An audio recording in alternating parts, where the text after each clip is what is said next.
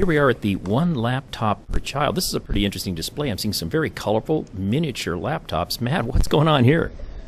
This, I think, is one of the more successful exhibits, going from concept to engineering and then the actual final product here in a very linear fashion. I hope everyone's seen this. This is such a remarkable project that really has tried to, through a really large collaboration, trying to provide laptops to disadvantaged or lower income children from around the world. We see photographs here from Cambodia and the other side Uganda.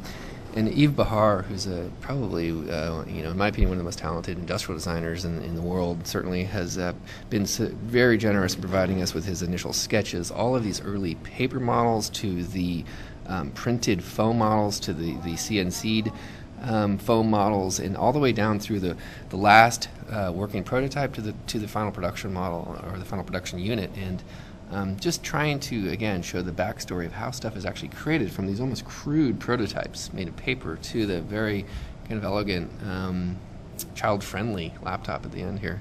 And there's more drawers here, Ralph, which show, again, some of these sketches, the engineering drawings, shops from the shop floor where the milling and all this stuff takes place to create these pretty cool tools. So.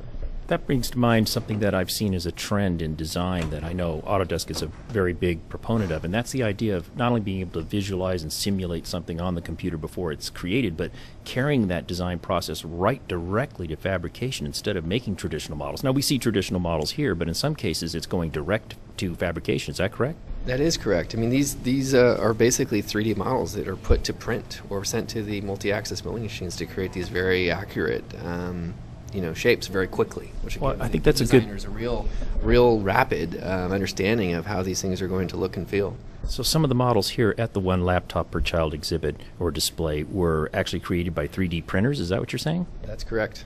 Oh, that's cool. And I think for folks that are not part of the design community, that might be very, very interesting to know that there are machines that can take designs from CAD, from computer-aided design software, and use machines to cut, if you will, out of blocks of plastic or whatever the material may be, 3D quote-unquote models. We're actually seeing the same thing in a couple of exhibits down in architecture. So we're seeing a lot of overlap in these various industries. Things were traditionally owned in games going into architecture, or things were traditionally owned in manufacturing going into architecture. So it's pretty cool to see this overlap. Well, I think that's one of the trends we talked about earlier, this whole world of collaboration. The traditional boundaries that are used to separate people in a sequential fashion are melting away as we use software to create collaborative design. Very interesting.